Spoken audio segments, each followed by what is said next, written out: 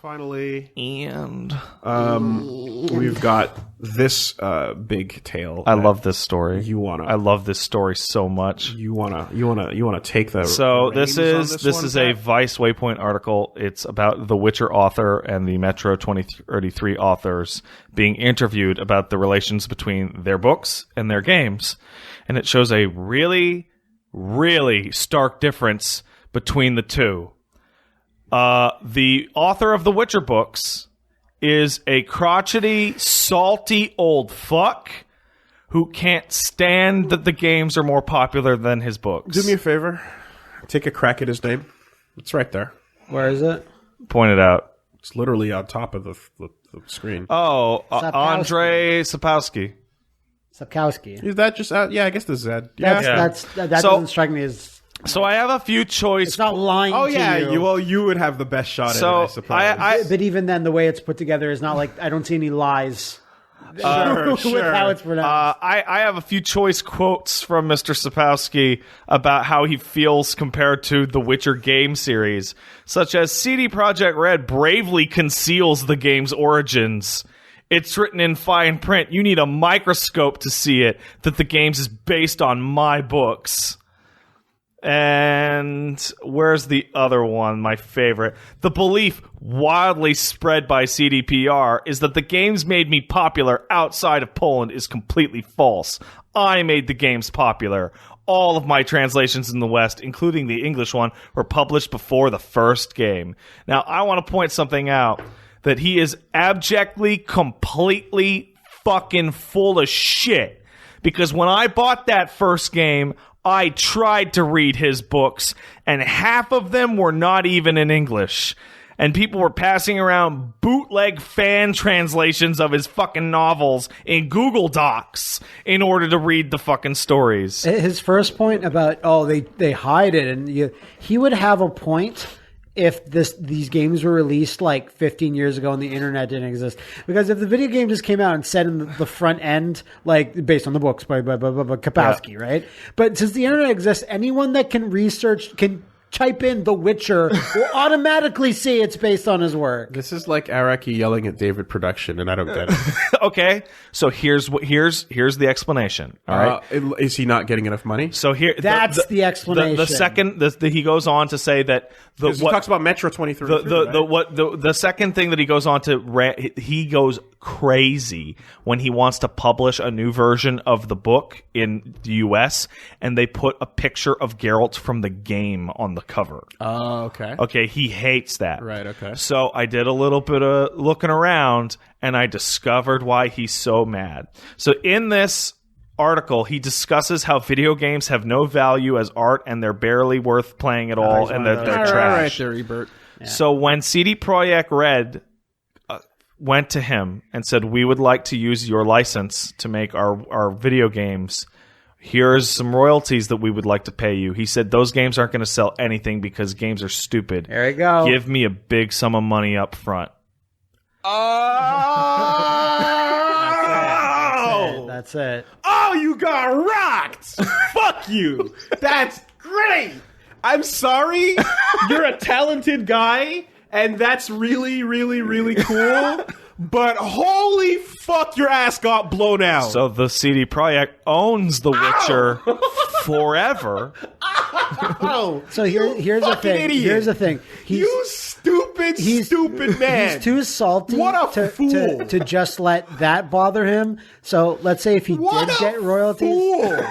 Let's say he did get royalties. If they did ask him about the games, I still think he'd be like, yeah, I don't really know anything about those. Yeah. I just reflect on my own work. And that's it. He'd still be a crotchety old man in video games this. He like George R.R. Martin, you know? Like, if he had a fucking stake in the game. No, George R. R. Martin loves all the other projects. He doesn't give a shit. But I'm sure he's like, the changes in the shit. I'm sure there's shit he's not happy with. A lot of authors are not. No, he did the forward for my Game of Thrones comic book that I have, and he's like, comic books rule. I love this. I think he's probably pretty forgiving. Okay, perhaps not the same analogy. And the other thing about his earlier point of like they hide that they're from the books. If you play all about the fucking Benjamin. If you play all about the paper. Paid. Yeah. If you play Witcher 3, the fact that it's based on a book series being hidden is the stupidest fucking thing ever. What happens? Because they're constantly talking about shit that happened in the books. Okay. And the only way to find out is, hey, fuck you, go read the books. Yeah. Which have only recently all been translated. So the best part about this article is they interview the Witcher author first. Then they go and interview the author of the Metro series, who's Russian. And the Metro series, I did not know this, and the article told me, is that he put that first novel up for free online as like just, oh, here's my doodle. And then it got popular, and then he published it, right?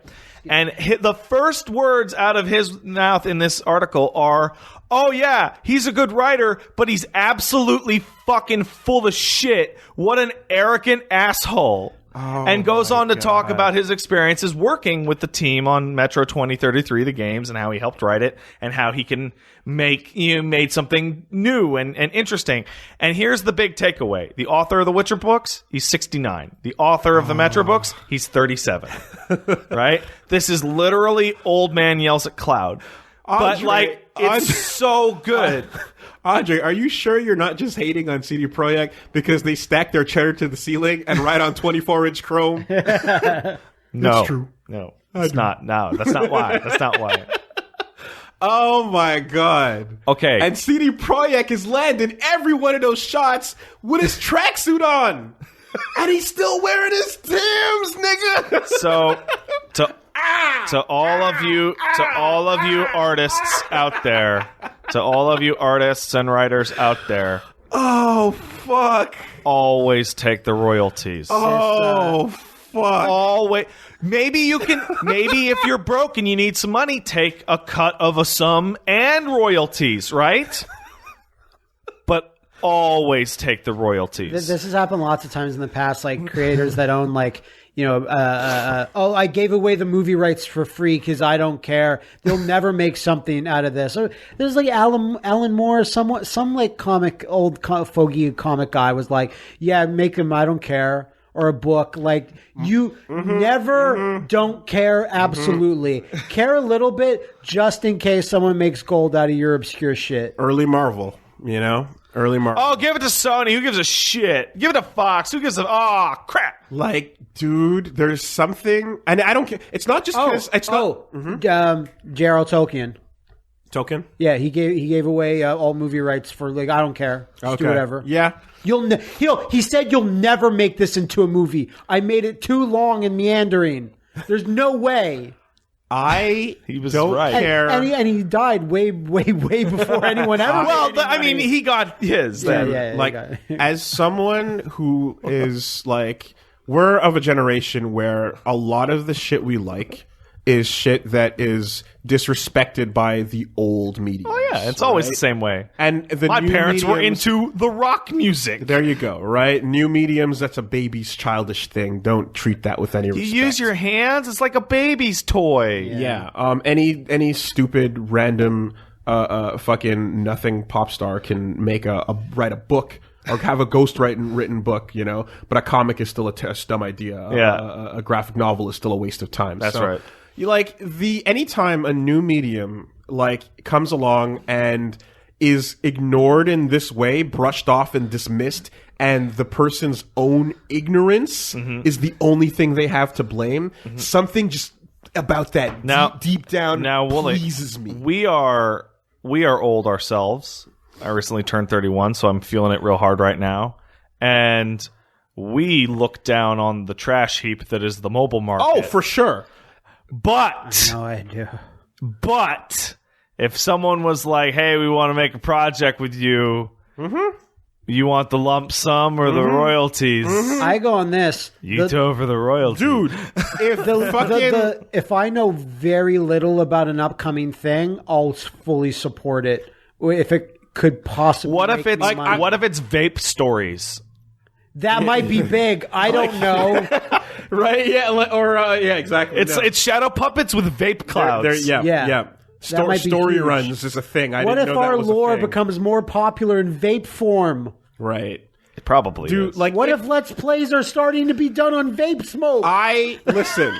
I will if someone YouTube's dead. Long live smoke. If someone comes with the deal and says we're making Zaibatsu Pogs, here's your Pog forms, I would shit talk that all day. But when the time came to sign the papers, you sign those fucking papers. What if they come back? And you treat it like any other medium that you respect. Because God forbid your legacy in the future becomes only Pog. That's the only thing that and it's anyone the one remembers thing you for. shat on. No one else knows you for anything else but this one stupid thing you don't care about. Well, it's like, and in the thread that I was reading on it about, I found out a little bit about George R.R. Martin, and how he has a blog where he bans you if you ask him about Game of Thrones. Yeah. That's like gold It's dust. the only thing you have ever done in your entire life that people care about. You don't want to talk about. We will sit there, old and crotchety, wearing our Vape Nation t-shirts. Yeah. Frowning. No, it's the Vape World Order. What are you talking about? The nation will expand. The vape pack. Vape Nation. No, the vape pack. I can't do those hand things. My fingers. Oh wait, Wooly, the nation of Vape Nation. Well, I mean, abbreviated as the Nation. Yeah, okay, the Nation. But no, I think honestly, and like as much as you despise that, you would take that money, you would count it. And you would fucking... I'll take anybody's money. What is it? I'll take any motherfucker's money if he's giving it away. And there's something about, like, the only part of me that feels bad a little bit about these stories is, like, there's so much... Because it's all warmth. I love it because it's like, oh, you fucking fool. Right? You arrogant... It's been a while since I've seen you just call somebody a fool. Your arrogance in how dare you? In your medium and shitting on something new like that... is what is and it's like 40 years old. And let's be really clear before you go further. The only reason people who speak English are saying the word Witcher is because of those video games. Of those games. Mm-hmm. The only part of me that like feels slightly bad is that a lot of the time the folks that do these things are also not very good at like business things. Oh yeah. So they wouldn't really also have. They're what's the word? Acumen. Yes. You know what I mean? There is a feeling that I get where I can empathize with the author because some of this anger comes from a place that I can identify with, which is he is afraid of becoming a footnote in his own creation. Yeah. Right? He is afraid that The Witcher will become known for not him, the creator, but for the people who made the thing that he doesn't even like. Which, guess what? Yeah. It already is. Yes. Also, let's check out The Walking Dead. Yes. Everyone is talking about this shit. Everyone's going on about it. I'm surprised because I gave up, but no one... I was listening, dude, this week to a radio show where they were discussing all the current ongoings of The Walking Dead and how bad it's getting and whatever, but they keep watching, and two people... That's the ultimate form of success. ...remarked with awe at, like someone going like, oh, well, yeah, in the comics this happened. And two people were like, wait, what? The comics? The comics? What comics? You mean like spin-off? It was based, what? And like that is 100% what he's afraid of. And that's understandably a real fear. Yeah. And it sucks, in fact, that he's not making bank on the success of the Witcher games because he should be. But he threw it away. He said, nah. No, that's why he's a fool. We've established I don't want that. Ah, man. Wow. That's I didn't know that was part of this story. It's not part of the story. I had to go find that. Willie, how could you not assume the only reason someone would be that salty is if they weren't getting but I thought it might have been like he got fucked. You know? Yeah, okay, yeah, that could happen. Because you can get fucked if you're just like, I don't know business things. And also, for context, when CD Projekt Red approached him, he's a Polish author, right? CD Projekt Red is in Poland. Poland and CD Projekt Red have enormous piracy histories. Yeah. Why would a video game make any money? Right. The only chance this thing had making any money was that it became a massive international phenomenon. His context was already twisted. Yes. That's a part of it, right? Too. And what's their neighboring countries, like Russia, which is also a crazy piracy country, you know? Like, no, and in any other situation, I'd be like, what the fuck, man? The person behind this thing deserves the royalties, but if you fucking did it, then there's nothing else to be said. Well, yeah, and I've seen the argument like, well, they should offer him the royalties again. Like, why? Why? That's not how business That's works. incredibly generous. That's not how business and works. silly. What does Metro 2033 have pretty much the exact same sentiment for him? The author of Metro 2033 has pretty much the same sentiment as you, which is, what a jackass. Holy shit. That's I thought he was. It's not the same guy. No. So then what? The author of Metro 2033 is a 37-year-old Russian guy who says, wow, what a jackass. Dmitry Glukovsky, yes. Who, as I explained thinks earlier, that Sapowski is Wow, not only that's a fucking James Bond. not villain only is he, name. yeah, he's not only totally wrong, but he's an arrogant motherfucker. Yeah, right. That's Okay. awesome. I missed that part. Yes. and he thanks the team. Who makes Metro? Well, THQ used to publish it, but it's like Studio 4 something. 4A? 4A. Maybe, something like that. but he thanks them for helping get Metro out to the world, and he worked with them on Metro Last Light and stuff like that. Did I get? No, I'm not in the credits of that. Oh yeah, I never checked. yeah. Oh well. Anyway, Those Metro games are good. They're really good. And he worked with the team, and it shows because it's very internally consistent. that is Maybe if this old Witcher curmudgeon had actually respected the media bit, could have worked with them, just signed off on some things, and just go, okay, that seems good, and maybe that things and maybe got more paid. He could have been so here's more the thing. It's like positive on maybe this. if he was like White Wolf with Gangrel. So This is maybe- exactly the same thing. So as I that. remember back in the past, people asked us, how do you think they're going to make another Witcher game? And we saw that asked a few weeks ago at a stock meeting, when are you going to make a new Witcher game? And I always thought, Geralt's story is over. It's a licensed project, right?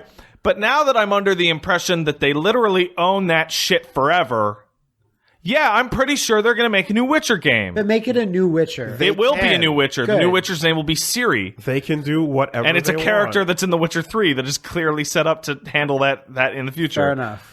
Yeah. Whatchamacallit? If you want to go, you can go the Gangrel route, or you can go the Strider route. With yeah. That group gets Moto residuals every Kikaku. time. Well, you got to point their name out. You got to tell everybody Strider belongs to Moto Kikaku, and you got to point out that White Wolf owns But Gangrel. that's Capcom's own fault. Capcom got that group formed to make to manga. make the thing, yeah. but because And then they're a separate entity. they're like, we're going to have 100-year contract. Sure.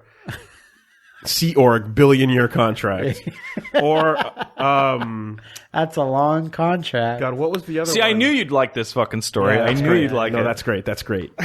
Wasn't there? Gangrel and Strider are literally the only ones. No, there's got to be somebody else. There's another- there's that can of root beer in Mega Man Legends. Capcom had to negotiate with the mangaka that drew Sakura Ganbaru to get Karen, because Karen, of course. was Karen, that's originally right, yeah. on loan as well. Yeah, But that's now they own Karen. They bought Karen. Oh, I know didn't know one that. more. Gact in the Final Fantasy VII universe is owned by Gact. But doesn't he only appear in Dirge Cerberus? He appears in Dirge of Cerberus And Crisis Core. Oh, I didn't know. He was in Crisis Prominently, Core. He's the antagonist of Crisis Core. and the final ending. Wow. Okay. And they The last thing in Crisis you played Core that shit. is Gact walking into the light. Well, You played that shit. They were setting up for the FF7 2 that had Gact as the fucking new antagonist. I want a re-release just to see how you dance around the entirety of Gact It just completely changes the look. instead of paying him again. He dead. I want to see a replacement character. I want to see a K49. You want to see Soldier K? Gak Yeah. is dead. I want to see it. I want to see it. His name is Soldier G, for fuck's sake. That's cool, actually. Dude, this was in that era, which we're still technically in, where Gact could just point at a property And just good and make then it. make it He did exist it to or be part Berserk. of He it. did it to. Oh yeah, he's Fist of the North Prince. Star. He's Japanese Prince. Gundam. What did he do to Gundam? He made it. He He made it. He made Zeta. Gundam. 79, huh? He was a part of the Zeta movies. He did it to quite a few things. Yeah. It'd be funny if Gact pointed at clock stoppers. brought it back. He did. That's how JoJo got made. That's how JoJo got saved. Reset the clock. That's how JoJo got made. Reset He the pointed at Shark Boy and Lava Girl and said, stop the clock and this then is reset gonna it. happen. Get on the case. Still, Point at the Anaconda franchise. got a Clock Stoppers reference in there. Reset the clock. That's what I said. I didn't hear you. I should have gone back in time and listened to you better. You should have stopped the clock. I should have. Hey, do we have any emails? We might have an email. Or Okay. We're killing time until we could get them. Let's do that. Email. If you have email. You said emails. Emails. If you'd like All to, I can say, Send us an email. I had another thought on that Witcher guy. I would Yeah, like okay. to hear your thought. And all I can say is when that happens to you, Wait, you're talking to everybody right now? Yeah. no, when someone is put in that situation, Yeah. eat your fucking humble pie. Eat your crow. All right? No, don't say anything if you're angry about it, because you always look bad. You look so much worse when the Now- real reasons come Now, out. I will give him one piece of credit, and it's he has been failed by the article in one small piece. The article describes him as a boisterous, loud, jovial, fun, old Polish guy. I see. If you reread his statements with a fun old man with a goofy foreign accent, they're a lot less salty, and they're a lot more like, oh, you crazy old guy. Really? Yeah, but if you think money is part of it, it can't be not salty. Yeah, I'm just trying to soften the edge on him We need just a an little audio bit. interview with him. Yeah. Still doesn't make Can we him get him on the podcast? He He, can No, he be- probably doesn't speak He can English. be probably a, doesn't know what a podcast a is. boisterous, jovial old fool. Yeah, there you go. There's plenty of those around. I'm on my way. With Esso? Huh? That was their. Wow. They used to sing that.